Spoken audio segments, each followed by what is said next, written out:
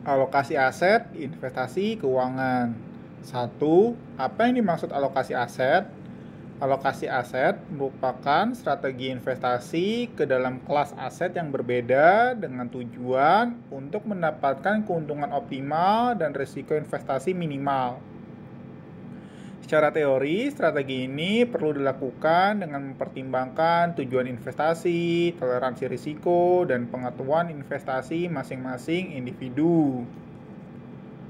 Dua, bagaimana hubungan antara alokasi aset dan diversifikasi? Banyak investor yang menggunakan alokasi aset untuk melakukan diversifikasi ke berbagai kategori aset.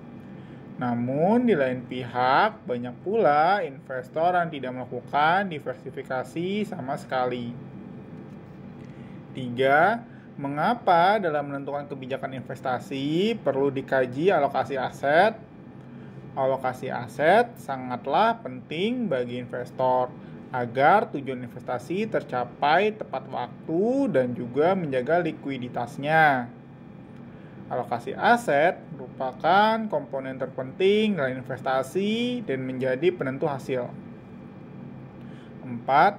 Mengapa seorang investor melakukan diversifikasi dalam asetnya? Dengan adanya diversifikasi investasi, kerugian pada satu aset dapat diimbangi oleh keuntungan pada aset lainnya, sehingga mengurangi risiko secara keseluruhan dalam portofolio investasi. 5. Mengapa diversifikasi dapat mengurangi risiko di dalam perusahaan?